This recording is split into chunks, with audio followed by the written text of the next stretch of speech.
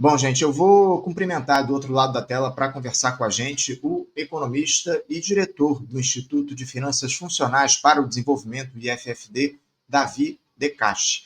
Davi Decache, bom dia. O áudio está fechado. Bom dia, Anderson. Sempre um prazer conversar com você e com a audiência do Faixa Livre. Sempre um papo muito qualificado.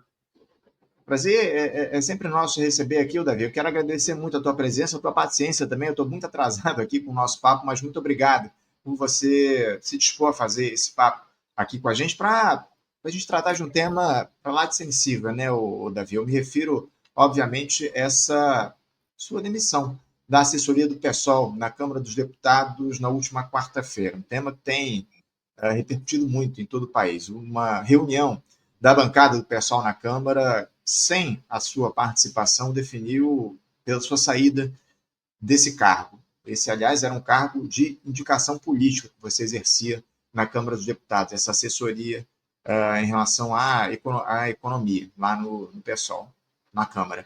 Foram 8 votos a favor da sua demissão e 5 contrários. Votaram pela sua saída sumária o deputado Guilherme Boulos, a Érica Hilton, e a Luciene Cavalcante e também o Ivan Valente, todos do estado de São Paulo, o Henrique Vieira, Tarcísio Mota e a Talíria Petroni, aqui da bancada do Rio de Janeiro, e a Célia Chacriabá, de Minas Gerais. A Luísa Rondina e a Sâmia Bonfim, de São Paulo, o Glauber Braga e o Chico Alencar, aqui do Rio de Janeiro, e a Fernanda Melchiona, do Rio Grande do Sul, foram deputados contrários à sua saída do partido, e 5 votos contrários. Como eu citei aqui, houve uma enorme repercussão pelo país, você tem dado muitas entrevistas a respeito desse tema, ainda mais diante desse racha, né, que ficou evidente no PSOL e que a gente já tem observado ao longo dos últimos tempos. Daqui a pouco a gente vai debater os argumentos, inclusive, que foram utilizados pela bancada do partido, Davi, para a sua demissão. Antes, eu queria saber como é que você recebeu essa notícia, se já era algo esperado, de alguma forma, diante da sua postura contrária à ala majoritária na análise do que representa o governo Lula. Qual é o sentimento diante dessa decisão do partido, Davi? Fica à vontade. Obrigado pela pergunta, Anderson. Na verdade, a minha demissão é a manifestação de um processo mais profundo, tá? É mero sintoma de algo que vem acontecendo no PSOL nos últimos anos, principalmente a partir do controle do partido pelo deputado federal Guilherme Boulos, que não construiu, que não participou da nossa construção de uma lógica de democracia interna, de liberdade de crítica. Tá? Eu trabalho na bancada há 8 anos. E durante 6, antes do deputado federal Guilherme Boulos entrar, nós tínhamos uma convivência muito tranquila com a divergência crítica, tá? entre os militantes do partido. Claro que sempre foram debates muito duros, mas havia limites. Vou te dar um exemplo, Anderson. Eu estava, durante 6 anos, eu estive no campo oposto ao da deputada Sâmia, ao da deputada Fernanda, que inclusive votaram pela minha permanência. E, nesse momento, eu trabalhei com elas como líderes, tá? Fazendo, inclusive, abrindo divergências políticas em relação aos nossos campos. Isso sempre foi respeitado no âmbito do nosso trabalho na Câmara dos Deputados, tá? Então, elas sempre tiveram muito respeito com os assessores e com a liberdade do assessor ser um militante. Perfeito? Então, de certa forma, não é surpreendente, por um lado, porque o Guilherme Boulos ele rompe com essa lógica, ele tenta centralizar de cima para baixo toda a estrutura do partido, inclusive a assessoria, né, com práticas totalmente incompatíveis com a história do PSOL e com a forma de organização do partido. Eu falo tranquilamente que a deputada Talíria, que assume agora a liderança do PSOL, recebeu várias denúncias de assédio nos últimos 2 anos das lideranças conduzidas pela Revolução Solidária, corrente liderada pelo Guilherme Boulos, tá? dentre todas essas denúncias, inclusive o que aconteceu comigo, a única punição que acontece é com quem sofreu assédio. E qual foi o motivo que eles acharam grave? Denúncias, esse é o pano de fundo. A política econômica do governo Lula é muito mais importante. Em determinado momento, eu fiz uma exposição de mentiras contadas pela máquina de comunicação do governo Lula em relação ao benefício de prestação continuada pago a pessoas em situação de extrema pobreza que sejam idosas ou com deficiência. Quando eu combati algumas fake news, depois a gente pode conversar sobre isso, isso incomodou alguns parlamentares que tinham participado dessa tática de comunicação que é incompatível com a história do PSOL. Eu acho que esse foi o ponto crucial da demissão. De toda forma, isso diz muito mais sobre uma divergência política, tanto de método, quanto de visão tática, quanto de caracterização do lulismo. Ô, Davi, eu citei ainda há pouco que o partido, obviamente, se posicionou em relação a esse episódio. O PSOL, na verdade, a bancada do partido lá na Câmara dos Deputados produziu uma nota. Eu vou até colocar aqui na tela para os nossos espectadores verem. Eu destaquei alguns trechos dessa nota do PSOL. Está aí na tela para vocês. São 7 ou 8 itens que há nessa nota. 7 itens, se eu não estou enganado, e eu trouxe aqui 2 ou 3 para a gente dar uma olhada, para a gente ler junto. O partido anota dos deputados do PSOL de todas as lutas, como eles se colocam. No número 3, no item 3 dessa nota, há o seguinte: o desligamento do economista Davi De Castro da assessoria da bancada não se deu, como alguns alegam falsamente, por divergências políticas, mas por ataques públicos do assessor a parlamentares e a presidente do PSOL. É inadmissível que alguém trabalhe para a bancada, ofenda deputados, deputadas e a direção do partido nas redes sociais, com caracterizações como oportunistas, covardes e mentirosos. É mentira ainda que o assessor não tenha sido ouvido antes do desligamento. Em dezembro, 2 parlamentares de maior relação e trânsito com o assessor foram designados pela líder da bancada para dialogar com ele, e os ataques públicos persistiram. E essa nota continua, lá no item 4, ela diz o seguinte: a natureza jurídica do cargo no qual Davi está nomeado é de indicação política, o que significa que ele exerce função de confiança. A partir do momento em que um assessor neste cargo ataca a representação política que o indicou, se cria um conflito ético-profissional, o que inviabiliza sua continuidade nesse papel. Já no item 5, os deputados do PSOL da bancada dizem o seguinte: na verdade, a questão de fundo da polêmica que um grupo do partido quer criar fazendo o debate interno de maneira pública e desrespeitosa é a tentativa de jogar o PSOL na oposição ao governo Lula. A leitura deste grupo é que o foco do partido deve ser enfrentar contradições e limites do governo. A nossa é de que o foco deve ser o enfrentamento ao bolsonarismo, mantendo a independência e o compromisso com os trabalhadores. É um erro grave que parte da esquerda não compreenda os riscos do avanço da extrema-direita aqui e no mundo, e tem seu horizonte limitado a disputas internas. Esta não é e nem será a posição do PSOL. Essa é a nota que foi publicada aí recentemente pelo PSOL a respeito desse episódio da sua demissão, Davi. Eu queria que você falasse a respeito disso que o partido traz aí em relação ao que houve dentro desse episódio. Primeiro, em relação a essas ofensas que eles dizem que você fez aí nas redes sociais. Isso procede, Davi? Bom, Anderson, isso é absolutamente falso, isso é mentira, e eu vou tomar todas as medidas legais cabíveis em relação a essa tentativa de destruição da reputação de um trabalhador. Mesmo uma empresa, tá? Uma empresa, capitalismo, selvagem, quando ela demite um trabalhador, mesmo em caso de justa causa, ela evita expor esse trabalhador no mercado de trabalho. Isso não se faz, tá? Então, essa nota sai antes, inclusive, de eu me posicionar publicamente. Eu me posiciono a partir dessa exposição pública. Então, eu estou fazendo as críticas aqui agora, trazendo o debate ao público, porque eles iniciam um debate com essas caracterizações.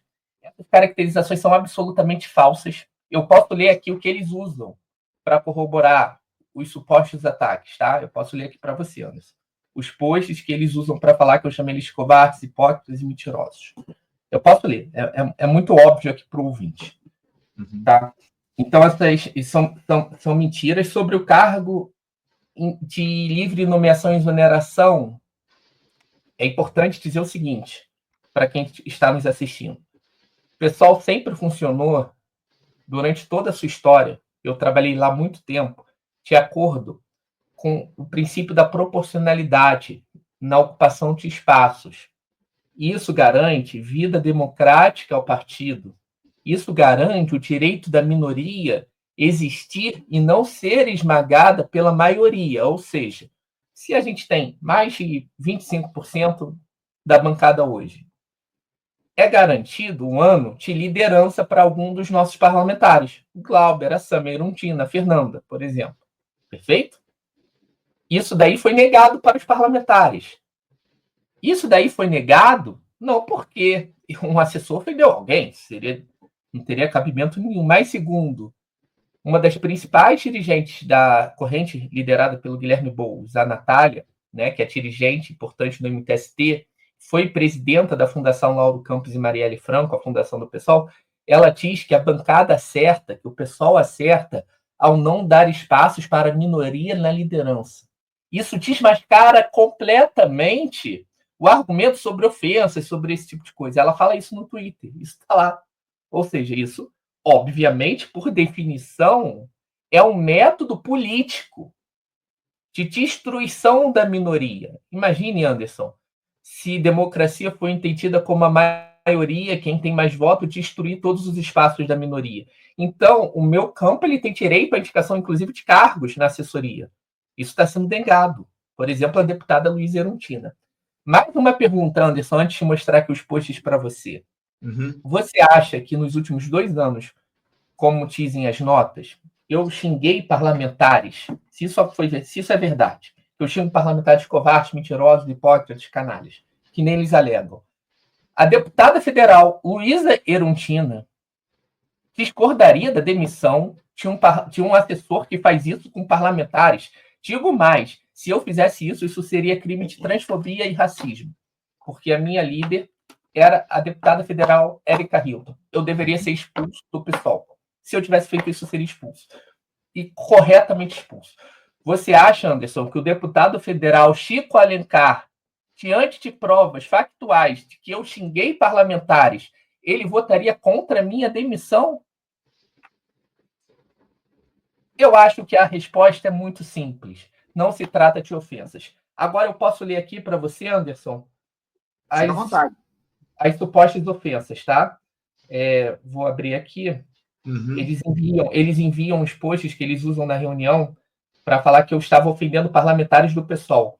Sim. Isso daqui, eles assumem o lado que eles estão, inclusive quando eles falam que a minha caracterização é deles.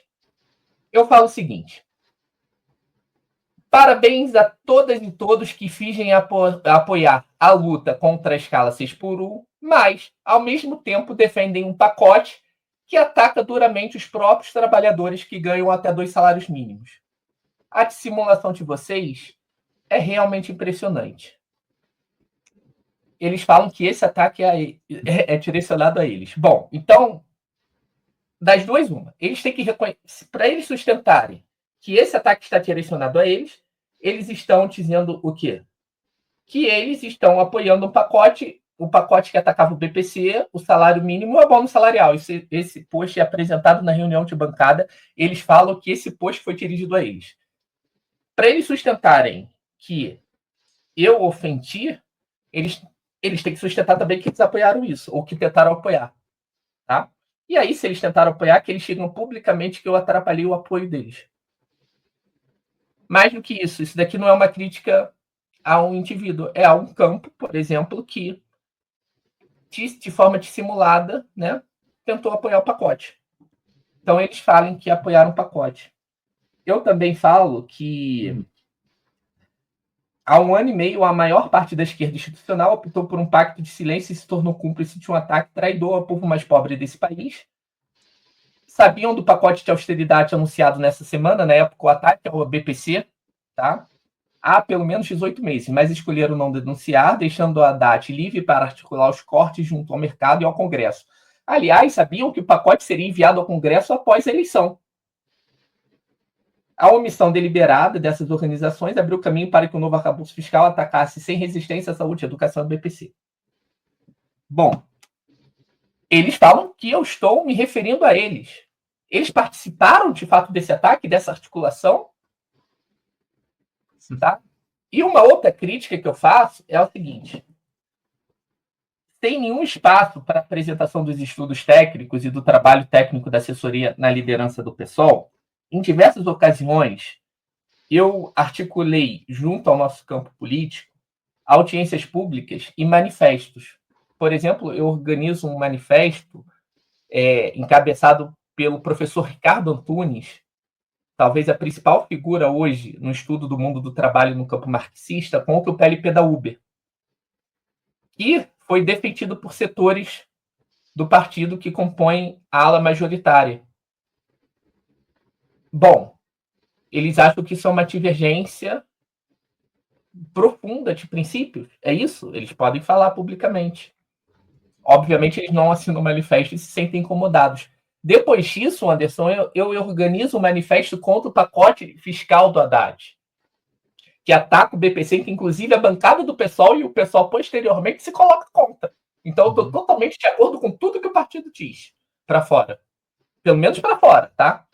Pelo menos para fora. Se eles quiserem expor o que aconteceu internamente, tudo bem, mas para fora eles falam que concordam totalmente comigo. Eu organizei esse manifesto, assinado também pelo professor Ricardo Antunes, por vários acadêmicos, por 2 ex-ministros do governo Lula, tá? O ex-ministro Roberto Amaral, por exemplo, assina esse manifesto. E eu cobro publicamente a direção do PSOL para que assine esse manifesto. Eu falo que é muito importante eles assinarem. E cobro a corrente interna do PSOL, a Revolução Solidária, um posicionamento diante desse manifesto e do pacote do Haddad na época. Eles não se posicionam e não assinam o manifesto. Eu fiz essa cobrança pública. Em que momento, Anderson, isso é uma ofensa?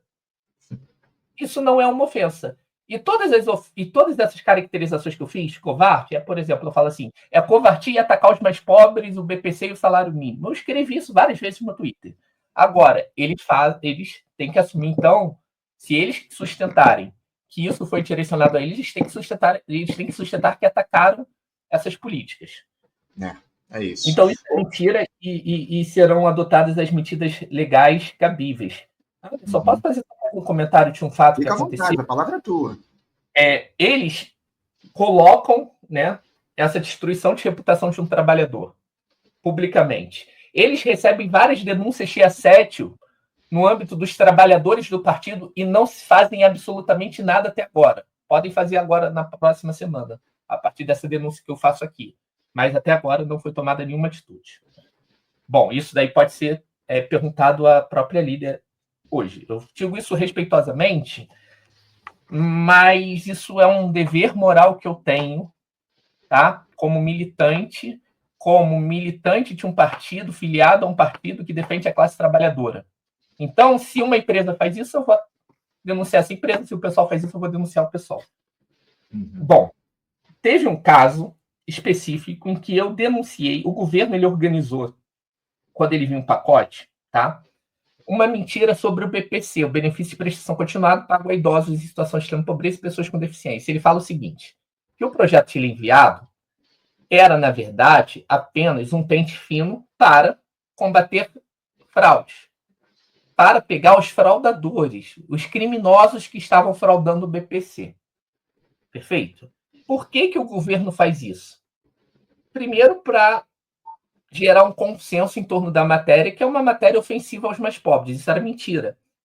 Tratava-se de mudanças profundas de regra que excluiria milhares de pessoas que não cometeram absolutamente nenhuma fraude, mas por conta do estreitamento e do endurecimento dos critérios de elegibilidade, essas pessoas perderiam acesso ao BPC. Te dou um exemplo muito simples.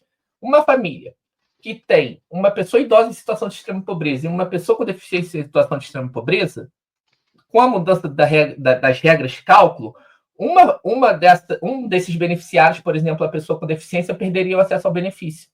Eles mudam a caracterização de pessoa com deficiência, então são vários ataques denunciados, por exemplo, pelo Conselho Federal de Serviço Social, tá? Que é uma autoridade no assunto, por todos os acadêmicos e especialistas no assunto. Então, isso foi amplamente denunciado pela academia, pelo nosso campo, por técnicos. Isso é um fato. Negar isso é negacionismo. Bom, há uma tática de comunicação organizada de cima para baixo, do governo para a sua base de parlamentares que mais a crítica. Por exemplo, o deputado José Guimarães, do PT, líder do governo à época, e, infelizmente, por alguém que eu tenho muito respeito, que é o pastor Henrique Vieira, deputado federal, e divulga uma fake news, eu também posso ler aqui na época, falando que o BPC não seria atacado, que na verdade era só um combate à fraude. Uhum. Na verdade, isso é uma violência contra os mais pobres. Isso é criminalizar a pobreza. Isso foi o que a direita tucana fez com Bolsa Família durante anos.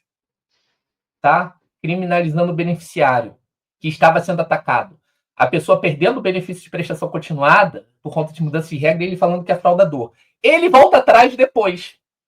Só que nesse meio do caminho, eu, com o direito que eu tenho de ser militante e com o direito de defender as bandeiras do meu partido históricas, o que eu digo, sem citar nominalmente ninguém, que não era verdade, que se tratavam de fraude. E segundo, toda a academia, todos os técnicos, o Conselho Federal de Serviço Social, isso era uma mudança de regras sistemáticas que faria os beneficiários em situação de extrema pobreza perderem o acesso ao benefício e isso iria tirar 2 bilhões de reais da mão de quem precisa. Pente fino não precisa de projeto de lei. Então, desmascaram isso. Eles têm que voltar atrás, inclusive o pastor Henrique, tem que voltar atrás, votar contra o pacote e denunciar o ataque ao BPC. Isso daí gera uma situação de constrangimento para ele, de fato. Ele fala uma coisa e depois ele fala outra. Bom, de quem é a culpa do constrangimento? É do militante e assessor? Ou é do parlamentar que divulgou fake news? Quem deveria, de fato, ser punido? Há um projeto de lei do Guilherme Boulos para punir fake news. Ô, Davi, você traz informações importantes aqui para a gente. Eu estou te deixando à vontade para falar, porque a gente convidou também a presidente do PSOL, a Paula Coragem, para conversar aqui conosco a respeito dessa situação. Ela não pôde conversar aqui conosco, segundo a assessoria dela, há reuniões aí do diretório do partido essa semana e ela não pôde participar. A gente vai renovar o convite para a presidente do partido se posicionar em relação a esse episódio envolvendo a sua demissão, que tem produzido muita repercussão. Você citou também o professor Ricardo Antunes, uma das grandes figuras no debate sobre o trabalho no nosso país. Ele vai estar aqui com a gente no Faixa Livre ao longo das próximas semanas. Já deixo aqui o convite para os nossos espectadores aqui acompanhar essa entrevista do professor Ricardo Antunes. Agora, uma coisa, o Davi, você disse que o teu cargo era por indicação política e que você foi indicado pela minoria do partido. Há outras pessoas indicadas pela ala majoritária do PSOL dentro da Câmara dos Deputados fazendo o mesmo trabalho que você fazia na assessoria em relação à economia? Você era o único profissional ali que estava fazendo esse trabalho indicado pela minoria ou havia outras pessoas, ou há outras pessoas fazendo esse trabalho? Só para esclarecer aqui, Anderson, quando eu fui indicado pelo deputado Glauber Braga. Glauber Braga, na época, assim como eu, fazíamos parte do setor majoritário, tá? Na verdade, essa foi houve uma mudança, né, no pessoal e nós fomos mudando também o nosso posicionamento interno. Então, hoje eu poderia estar representando o campo minoritário, caso fosse essa decisão. Isso não foi debatido, foi debatida a demissão de acordo com qual critério? Segundo eles, não haveria condições de um assessor que supostamente ofende a bancada continuar lá, quando, na verdade, é uma questão eu vou ser muito claro aqui, eles acham que nós somos base do governo. Por ser base do governo, temos que votar em coisas que não gostaríamos de votar. e de proteger o governo nessas pautas que nós discordamos. E isso seria um ônus natural de um partido que é a base do governo, e que a assessoria deve entender isso e criar narrativas para sustentar essa posição. Só que isso é muito difícil de se fazer no PSOL, porque eles não podem falar isso para a militância do partido. Tá? Inclusive, é mentira a caracterização que eles falam que nós queremos ser oposição e eles querem ser uma base crítica. Isso não é verdade, isso é absolutamente falso, isso você não vai encontrar em nenhum documento, em nenhum debate no âmbito do PSOL. O que aconteceu foi o seguinte, esse caso eu acho que é muito sintomático, o deputado federal Guilherme Boulos e sua corrente defenderam um voto no arcabouço favorável ao arcabouço fiscal, inclusive me pressionaram para que eu fizesse uma orientação técnica favorável ao novo arcabouço fiscal, sem destaque, sem abrir polêmicas. E por que isso? Porque a partir de uma nota minha, eu conseguiria manipular o conjunto da bancada, direcionando ao voto favorável. Tá? Eu nego fazer isso e eu faço o que eu sempre fiz durante todos esses anos. A produção tinha um parecer caracterizando a mentira, para que a bancada, quem tem voto, que é o parlamentar que manda em última instância, o conjunto de parlamentares tenham acesso à informação técnica e, em reunião de bancada, decidam o voto contrário ou favorável, levando em consideração os fatores positivos, os negativos e um balanço político do papel do PSOL. Ele tenta evitar esse debate na bancada o tempo todo. Nessa ocasião, que era o início do mandato dele, há, então, um posicionamento contrário da minha parte. Ele não consegue direcionar a bancada para o voto favorável, porque a bancada, ao ter nas mãos o conjunto de críticas ao novo arcabouço, pede um seminário. Esse seminário eu participo junto à professora Denise Gentil, ao professor da Unicamp Pedro Rossi e o Paulo Ruben. Tá? Então, tem uma mesa de debates ali, com posições divergentes, mais ou menos críticas, e após esse seminário houve uma votação da bancada. Na verdade, essa votação nem aconteceu, porque o Guilherme Boulos ele abre a reunião falando, olha, eu sei que eu vou perder aqui, então não precisa votar, só eu vou concordar com vocês, isso também vai ter um impacto no diretório nacional que eles defendem e perdem a votação favorável, e isso incomodou muito ele. A partir disso, o que ele começa a fazer? Ele começa a colocar a coordenação dele para pressionar os assessores para falsificarem o parecer técnico, para entregar para a bancada um parecer técnico falsificado, tá? Omitindo informações relevantes para que os parlamentares tomassem uma posição para o governo. Inclusive, com o que eu considero que seja assédio. Há alterações de parecer mantendo a assinatura do assessor. O assessor escreve um parecer e assina. Depois, eles alteram o parecer sem a anuência do assessor e distribuem para a bancada, para, por exemplo, eliminar as contradições. Isso é um caso grave, gravíssimo. Bom, e aí ele tenta impor essa prática, por quê? Aí tem um pano de fundo, que é o pano de fundo sobre a tática do deputado federal Guilherme Boulos. Ele precisava entregar os 13 votos da bancada para o governo. E ele só conseguiria entregar os 13 votos da bancada para o governo falsificando o debate, porque nem no campo dele, que é majoritário, as correntes que compõem esse campo concordam com isso, com vários dos ataques. Então, eles precisam mentir e falsificar, como falsificaram o caso do BPC. Só com mentira que eles conseguem legitimar o voto. Então, essa foi uma prática recorrente, infelizmente.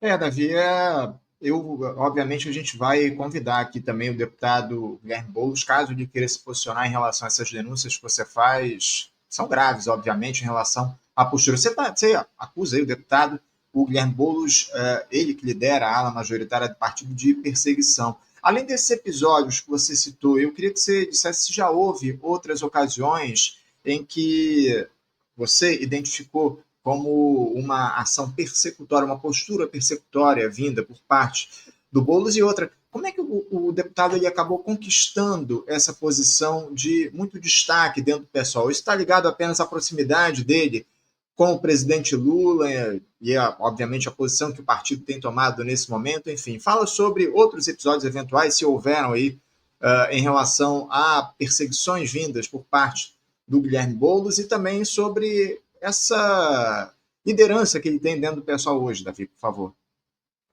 Vamos lá. É um episódio aqui que é importante dizer, porque esse episódio foi público. Eu trabalho, né, na assessoria da bancada do pessoal e nós temos uma sala com assessores de diferentes correntes e diferentes campos do partido. Bom, um dia eu estava trabalhando, alguém tira uma foto da tela do meu computador sem eu ver. Eu de costas, a pessoa tira uma foto da tela do computador que eu trabalho dentro da sala da assessoria de deputados federais do pessoal na Câmara, tá? Essa foto ela vai parar em uma página do Gabinete do Ódio, tá? Da esquerda. Tem um Gabinete do Ódio da esquerda, entre aspas, né? Um governista. E esse perfil ele posta o seguinte: eu estava corrigindo nesse momento um texto no chat GPT. Eu estava colocando texto, pedindo para fazer a correção gramatical e etc. Eles tentam desmoralizar a minha produção técnica, né, acadêmica, a partir dessa foto e me expor nas redes sociais. Eles soltam essa foto de dentro do meu local de trabalho para o Gabinete do Ódio. Essa página, Anderson, de Gabinete do Ódio, ela era direcionada a atacar especialmente a deputada Sâmia Bonfim, deputada federal em São Paulo. Uhum. Então, ela já estava sendo monitorada pelo nosso campo. E, curiosamente, aparece uma foto minha nessa página de dentro do meu local de trabalho. Isso é inadmissível. Isso é inadmissível acontecer com o trabalhador. Nenhuma providência tomada quanto a isso. Em um partido como o PSOL. Isso é inadmissível. Tá? Por que isso? Porque todas essas tentativas visavam me levar ao pedido de demissão para eles não terem que arcar com o custo da demissão. Perfeito?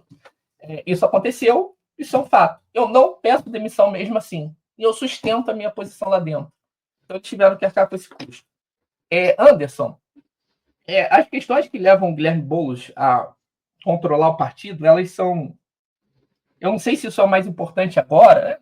Uhum. Ele foi uma figura muito importante na construção do maior movimento social que luta pela moradia no país. Então, ele tem uma relevância na luta de classes e um papel muito importante, valoroso, tá? Um movimento tão forte, uma militância tão forte, logicamente, também gera votos, né, para dentro do PSOL, e isso favorece ali o controle do partido, tá? Tem questões também, Anderson, que eu ainda não falei sobre a caracterização. Não sei se dá tempo. Fica à vontade. Hoje o tempo é teu, Davi. Bom, como você leu na nota, Anderson, há caracterizações aí sobre a divergência no PSOL, supostamente na nota, em que tem um campo que ignora o bolsonarismo e outro que se preocupa com o bolsonarismo. Isso é uma piada, né? É uma piada, Anderson. Você já entrevistou aqui deputados de ambos os campos. Algum deputado ignora o bolsonarismo? Isso é caricatura, é falácia do espantalho. Você cria um espantalho para bater. Eu ignoro o bolsonarismo? Não. A nossa caracterização, a nossa divergência, né, sobre o combate ao bolsonarismo, porque isso é uma loucura completa. Isso daí é algo totalmente descolado da realidade nos caracterizar assim. Caracterizar a deputada Sâmia, o deputado Glauber ou a deputada Erundina dessa forma. Tá? E isso é uma falta de respeito, essa caracterização. A nossa caracterização é muito distinta disso. A nossa caracterização é que a austeridade fiscal, o neoliberalismo progressista, que vigora no mundo e domina, né, parte do campo progressista nas últimas décadas, ela tem levado a um esgarçamento do tecido social que é profundo, que gera insatisfação e desespero da população mais pobre. Tá? O Macron da França, os democratas nos Estados Unidos, né? Aí você vê o fenômeno da Le Pen, você vê o fenômeno do Trump. Isso daí é generalizado no mundo, e com essa insatisfação, esse ódio é capturado pela extrema-direita. Então, o neoliberalismo progressista, né, progressista, obviamente, na aparência, ele gera as condições favoráveis para o protagonismo da extrema-direita, tá? Que pratica o neoliberalismo pela força, pela coerção. Então, o que nós temos hoje é o capital mandando pelo neoliberalismo progressista, que é quando ele consegue mandar pelo consenso, e o neoliberalismo da extrema-direita, autoritário, que é quando ele perde consenso e precisa da força e da coerção. A nossa caracterização é que, portanto, nós temos que, veja só, isso está em todos os nossos documentos, apoiar o governo Lula em tudo que for necessário para o atendimento das necessidades imediatas da população mais pobre, para beneficiar a classe trabalhadora. Nós somos linha de frente nesse apoio. Por exemplo, o deputado Glauber Braga foi um dos parlamentares que mais defendeu o presidente Lula quando ele se posicionou contra o genocídio praticado com Israel contra a Palestina. Tá? Muito mais que o deputado federal Guilherme Boulos, que negou esse debate por muito tempo durante a eleição. Ele se posicionou depois contra da eleição, depois de muito tempo. Então, nós fomos linha de frente nos embates, inclusive os embates que eram mais duros. Tá? Uma questão da Palestina. Então, nós vamos apoiar toda e qualquer medida que favoreça a classe trabalhadora do presidente Lula e defendê-la dos ataques do mercado e da extrema-direita. Esse é o nosso compromisso. Porém, contudo, entretanto, a partir do momento que o governo manda um ataque ao BPC, ao benefício de prestação continuada, a partir de fake news, qual é o papel do PSOL? Na verdade, o papel do PSOL não. O papel de qualquer um que tenha compromisso com a democracia e com a verdade, com os fatos, é denunciar que isso é mentira, que não se tratava de combate à fraude, que o BPC estava sendo atacado e que pessoas em situação de extrema pobreza perderiam um benefício. Tá? Teve mais um caso, Anderson, sobre o BPC, que foi muito grave. Em determinada votação em outubro, mais ou menos, o Supremo Tribunal Federal, o Congresso Nacional e o Executivo fizeram um acordo para que fossem apresentadas medidas de compensação para as exonerações tributárias no Brasil. Então, isso é uma exigência do Supremo e eles mandam essa exigência do Supremo. Ou seja, se você está desonerando, você está abrindo mão de recursos. Se você está abrindo mão de recursos, segundo a LRF, você tem que apresentar uma compensação. Qual foi a compensação que o governo e o executivo acharam? Pente fino no BPC, nos mais pobres. Tirar dos mais pobres para pagar desoneração tributária. O que é isso, Anderson? Isso é um ataque aos mais pobres. Isso é uma política regressiva. Você tirar dos mais pobres da sociedade, por definição, quem está em extrema pobreza, para dar, por definição, para os setores econômicos mais poderosos da sociedade. Isso é uma definição. Bom, nesse momento, nós nos posicionamos contra essa medida. E a liderança do PSOL, liderada pela Revolução Solidária, dá um voto favorável a essa medida, falando que isso era justiça tributária, que isso geraria empregos e fortaleceria a Previdência. Essa é a orientação da deputada Luciane Cavalcante, de São Paulo, deputada federal. Tem um vídeo no canal do Jones, por exemplo, que ele desmascara isso. Que não. Você tirar do mais pobre e dar para o mais rico não gera mais emprego. Isso é mentira. E o pessoal não concorda com isso. Eu duvido eles defenderem isso para a militância agora, Anderson. Eu duvido. E aí, eles se sentem incomodados quando eu, no meu direito de militante, defendo as bandeiras históricas do meu partido e que a militância deles, inclusive, defende. Se a militância deles souberem todas essas coisas que eles votaram nos últimos tempos, por exemplo, renúncia tributária para termoelétrica movida a carvão, que eles apoiaram, o deputado federal Guilherme Boulos. Ele se recusou a votar contrário à ampliação de pena de furto, que é uma política. Qual é o nome de uma política que amplia a pena de furto no Brasil? Quem ela vai perseguir? Jovens negros. Então é uma política o quê? Racista. Qual é o voto do pessoal diante de uma política racista? Contrário. Tem que abrir esses debates com a militância a partir de agora, para ver que, inclusive, as caracterizações que eles dizem que eu fiz e eu não fiz, elas se tornam válidas. Hoje, como eu sou demitido, eu posso falar, isso é covardia. Isso é covardia, isso é hipocrisia.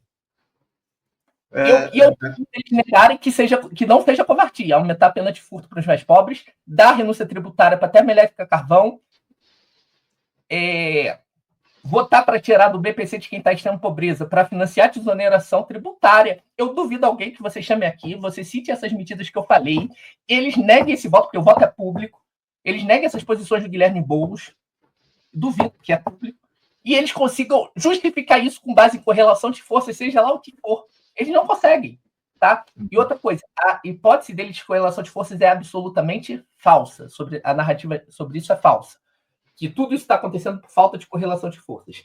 Isso é um projeto das classes dominantes, é um projeto das classes dominantes na área econômica, baseado na Ponte para o Futuro de Michel Temer, em que o ministro Fernando Haddad se coloca como protagonista e gestor. O Fernando Haddad nunca enviou um pacote fiscal falando assim, isso é ruim, mas eu tenho que fazer. Não, ele defende e fala que é bom. Tá? Então, tem muitos erros aí na caracterização, que são caracterizações tão esdrúxulas, Anderson, que eu começo a questionar a honestidade de quem faz essas caracterizações, esses espantalhos. No fundo, Anderson, me parece muito mais uma tática eleitoral e eleitoreira, voltada ao curto prazo, abrindo mão de princípios, abrindo mão da dignidade humana e do compromisso histórico do pessoal com a classe trabalhadora para mentir e ter benefícios eleitorais daqui a um ano. E esses benefícios não virão. É isso, é isso. Você faz e traz informações mais uma vez importantes aqui para a gente. Você citou o deputado Henrique Vieira ainda há pouco. A gente conversou com o Henrique Vieira aqui no Faixa Livre cerca de 2 semanas atrás, pouco menos, talvez, falando sobre o cenário da política nacional. Enfim, já conversou outras vezes aqui conosco no programa. Davi, você citou essa. Antes disso, estamos conversando aqui com o Davi De Castro, economista, e está relatando aí esse episódio relativo à demissão dele do PSOL, Partido Socialismo e Liberdade, ele que prestava assessoria econômica lá na Câmara dos Deputados para a bancada do partido. Não deixe de deixar seu like, a sua curtida e se inscrever aqui no nosso canal. É importante fazer essa propaganda aqui. Você que está acompanhando, está chegando agora aqui com a gente, se inscreve no canal. Isso ajuda demais o nosso Faixa Livre. Davi, você citou aí ao longo da tua fala esse diálogo próximo da ala majoritária do PSOL com o Partido dos Trabalhadores, em especial com o governo Lula, esse apoio que tem sido dado pelo PSOL ao governo Lula.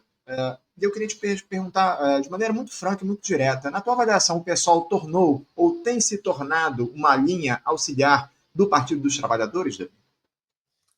A ala majoritária do PSOL, que hoje dirige o partido, tem esse objetivo.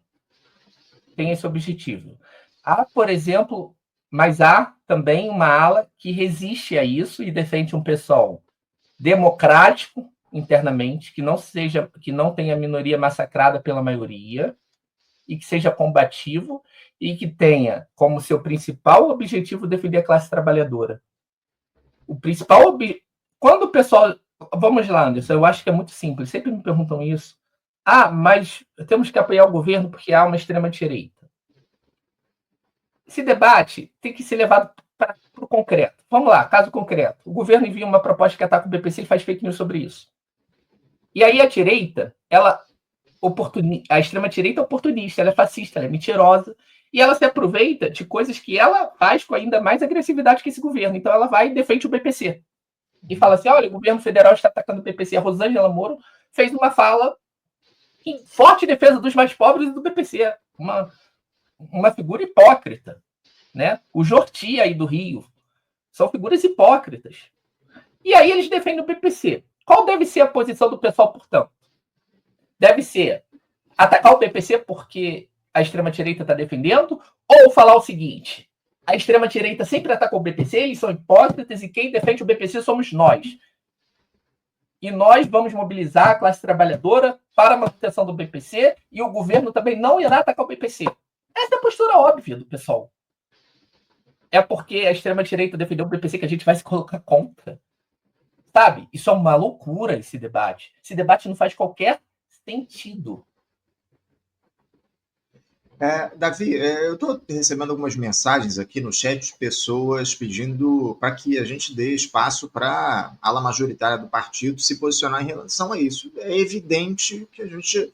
Aliás, eu já ofereci, como eu citei aqui ainda há pouco, esse espaço, pedi uma entrevista com a presidente do partido, a Paula Corade, para ela falar a respeito dessas denúncias, enfim, que estão sendo feitas aí pelo Davi. Vamos ver se a gente consegue fazer esse diálogo com ela. Essa semana não foi possível, a alegação de que há reuniões do diretório do partido. Também vamos conversar com deputados que votaram pela sua saída, né? Você citou o Henrique Vieira, o deputado Tarcísio Mota, costumam conversar com a gente aqui no Faixa Livre, a gente obviamente vai fazer o convite e dar o espaço para eles também, evidentemente, se posicionarem em relação a esses temas.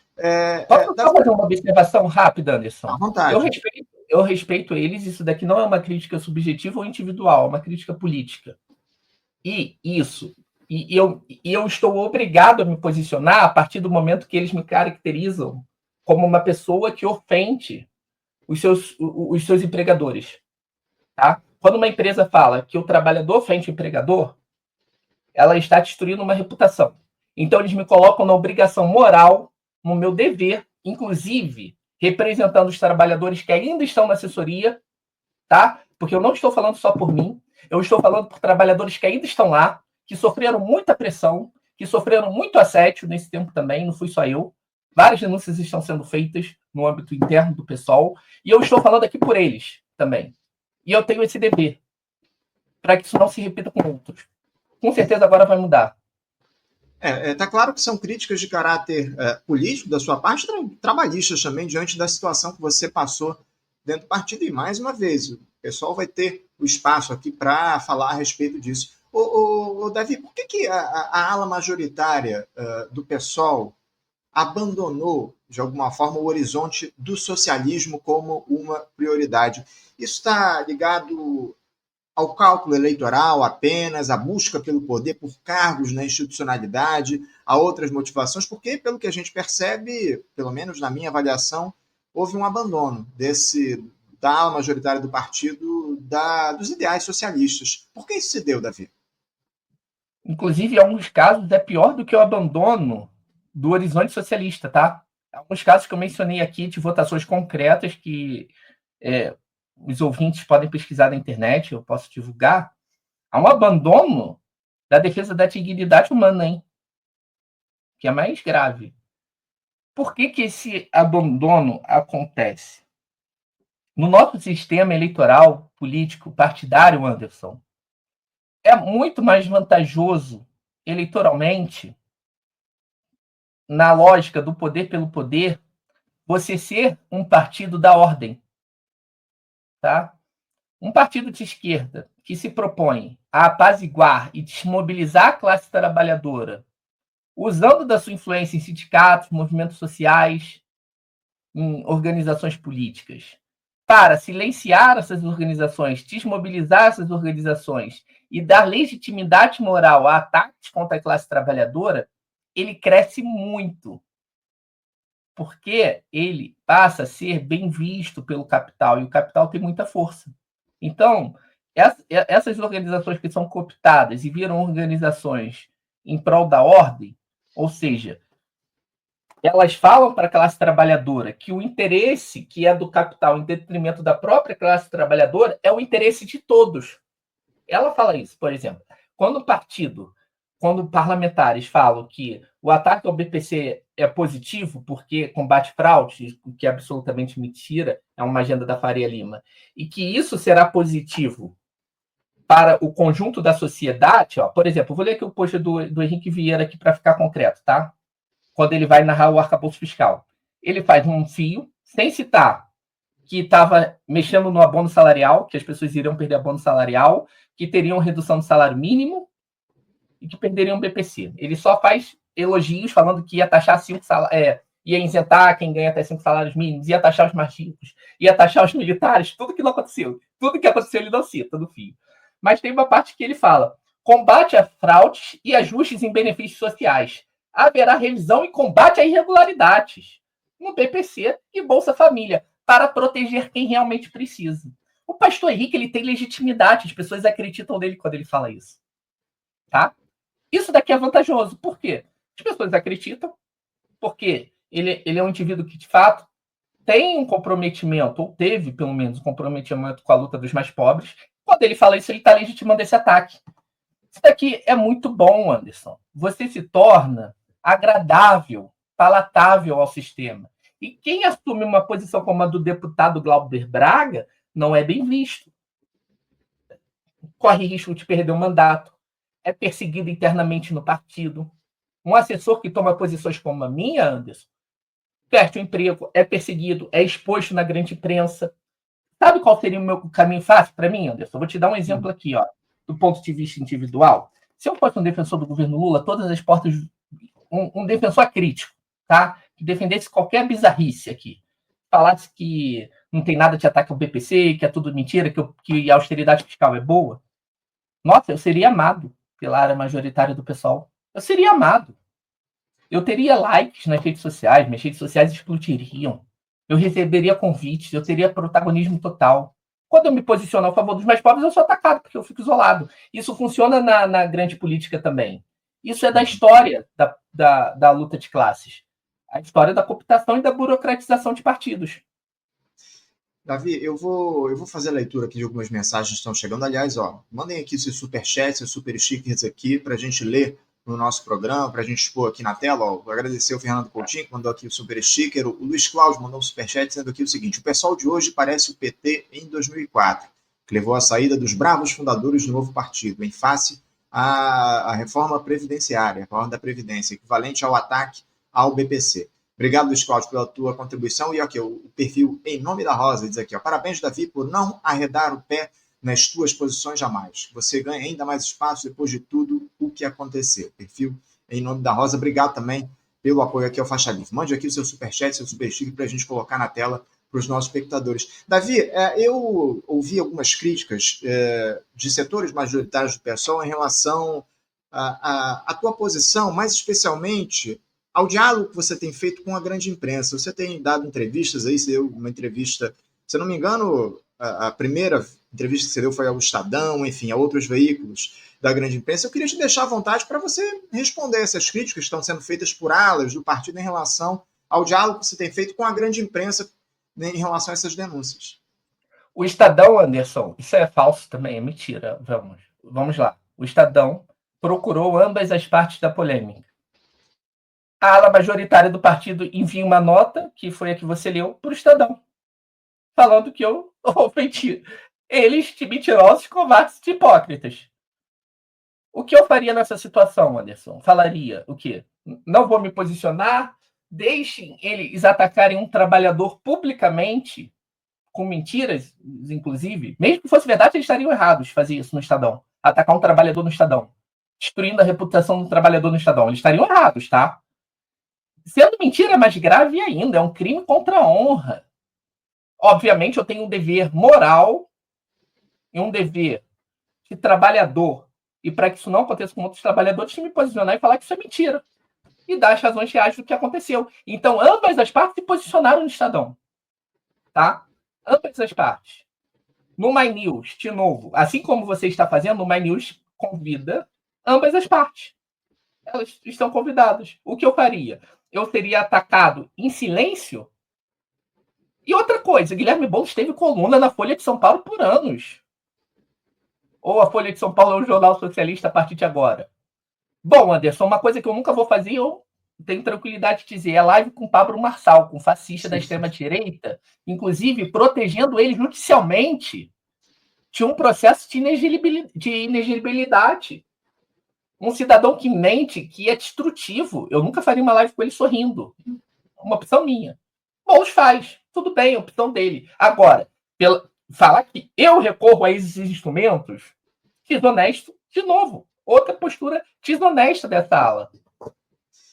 Davi, eu estou com o meu tempo muito ultrapassado aqui. Isso é o menor dos problemas. Hoje é importante te oferecer o espaço para que você fale a respeito dos temas importantes em relação a um tema muito sensível como esse. A gente está se aproximando aqui do final e eu queria te perguntar o seguinte: você é militante pessoal, ainda está afiliado ao partido. Eu queria saber qual o teu futuro dentro do PSOL, se você pensa em se desfiliar do partido, se isso já aconteceu, enfim. Eu queria que você falasse sobre o seu futuro político e também quais as consequências que você enxerga para o PSOL, Davi, a partir dessas escolhas que a ala majoritária do partido vem fazendo. Qual é o horizonte político do PSOL na sua avaliação? Anderson, eles tentaram fazer com que eu me demitisse. Eles tentam fazer com que eu me desfilie.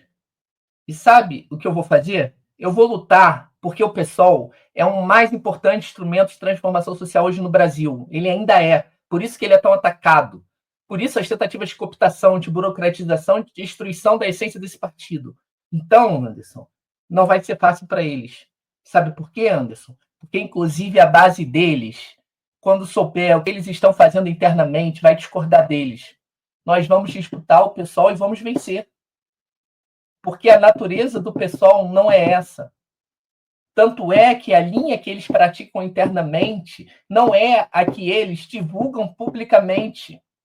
Então, nós estamos do lado da verdade da classe trabalhadora. Então, nós vamos retomar a direção desse partido. E eu te digo mais, Anderson. Hoje eles têm a maioria no voto. Lá, tudo bem, de forma questionável em alguns casos. Porém, a direção moral e ideológica do partido é do nosso campo. Quando eles tentam se posicionar a favor do arcabouço fiscal, quem ganha o debate no pessoal com a militância? Somos nós. E eles têm que recuar e votar de acordo com os princípios da minoria, porque são os princípios do partido, são os princípios da classe trabalhadora e estão em acordo com o horizonte socialista que o partido defende. Quando eles tentam atacar o PPC, eles têm que recuar e se subordinar ao campo minoritário, porque o campo minoritário hoje é a liderança moral e ética desse partido e ideológica. Entende? Então, eu vou continuar no PSOL. Eles não vão ganhar essa fácil. Porque a militância da base deles, que apoia eles, os eleitores deles, não concordam com isso. E eles não vão concordar e não vão ficar do lado deles quando souberem de tudo que está acontecendo. Então, tem total tranquilidade de dizer que nós vamos defender o PSOL. Inclusive, talvez eles tenham que fazer um recuo sobre as posições atuais, para não perder o apoio na base. Eles vão ter que recuar. Eles vão ter que recuar e se tornarem mais críticos ao governo. Ou seja, eles vão ter que se subordinar à luta de classe porque não tem espaço para pelego, para traidor da classe trabalhadora no partido, no PSOL. E se tiver traidor, se tiver pelego que esteja traindo o partido, a história do partido, é ele que vai sair. E eu tenho certeza disso. Em relação ao futuro político do PSOL propriamente dito, o Davi, você já disse que vai fazer a disputa interna em relação à linha que o partido deve seguir, mas essa ala que pretende fazer essa disputa ainda é minoritária dentro do PSOL. Como é que você vê o futuro político do partido? Há possibilidade, há condições aí de vocês vencerem essa disputa que está colocada? Claro que há. A luta de classes nunca foi fácil na nossa história, né? A história da luta de classes é isso, Anderson. O capital tem muito mais força, né? Tem os aparelhos, o capital tem os aparelhos ideológicos, o capital tem força financeira, setores que se aliam ao capital, que se subordinam a isso, eles têm mais força. Mas nós temos a verdade, nós estamos do lado da classe trabalhadora e nós não podemos desistir da luta de classe diante da primeira adversidade. Sabe? A esquerda já passou por momentos muito mais difíceis. A gente passou por uma ditadura. Militantes morreram, né? A gente lutou tanto, sabe? Desistir por conta desse tipo de perseguição que não é nada. Diante do que tanta gente passou, diante de tantos quadros e tantas referências passaram ao longo do tempo para que hoje no Brasil nós tenhamos um campo socialista ainda. Desistir não é uma opção, não é. Desistir do pessoal da luta da classe da luta da classe trabalhadora pela manutenção do partido como instrumento de transformação hoje não é uma opção. Não é. Davi, eu só quero responder aqui para a gente finalizar uma mensagem que chegou do Pedro Miguel. Muitas mensagens no chat, muita gente prestando solidariedade a você, Davi, mas eu queria trazer aqui uma mensagem do Pedro Miguel, onde ele diz o seguinte, dialogando com outro espectador. Fernando Pessoa, você não me respondeu. Aqui no Faixa Livre é o espaço adequado para essas divergências serem expostas, pois debate produtivo não ocorrerá, ou você crê nisso? Ficarão duas versões. Só para responder aqui ao Pedro Miguel, o Pedro, em diversas ocasiões, e uma mais recente que vou até citar aqui, a gente convidou as alas que se opõem dentro do PSOL para debater aqui no programa. Inclusive, há um episódio bastante recente onde a gente convidou o Milton Temer e a presidente Paula Corati para participarem de um debate frente a frente, com uma outra figura falando sobre a esquerda, sobre o próprio PSOL, enfim. Quando a presidente Paula Corati, que já tinha confirmado a participação, soube da participação do Milton Temer na mesa, ela cancelou a participação dela, dizendo que havia...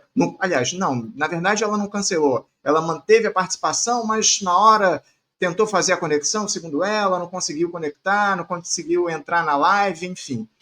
A gente propõe o debate entre as diferentes alas no mesmo espaço aqui no Faixa Livre, mas, infelizmente, nos parece que esse não é o desejo de determinadas figuras dentro do pessoal. Enfim, só para deixar claro o que acontece aqui no programa, porque, como eu citei aqui, o Faixa Livre é um debate democrático dentro do campo progressista para fazer os diálogos a respeito das questões importantes para a classe trabalhadora. Nem sempre as pessoas se dispõem a fazer esse debate. De toda forma, mais uma vez, caso a presidente do PSOL, o deputado Guilherme Boulos, enfim, qualquer figura que se opõe às afirmações aqui, às denúncias, às críticas do Davi De Castro, estão absolutamente convidados e podem aparecer aqui a qualquer momento, quando melhor se encaixar na agenda. O espaço aqui está aberto para a ala do PSOL que se opõe ao Davi De Castro, que acabou produzindo essa demissão do Davi. Davi, eu tenho que encerrar aqui o nosso papo, infelizmente. Só fazer uma observação de 1 minuto, Anderson. Manda ver. A reunião de bancada que coloca meu nome em votação para a demissão, ela ocorre sem a minha presença. Então, foi quase que um conselho de ética em que eles fazem essas acusações sem minha presença. Aqui eu tenho que fazer menção elogiosa, né, pela dignidade do deputado Chico Alencar, que defendeu a minha presença, a deputada Erundina, que defendeu a minha presença na reunião para eu ter o direito do contraditório, eu tenho o direito de me defender de acusações. Eu estava do lado da sala e eles me acusando de diversas coisas que não aconteceram.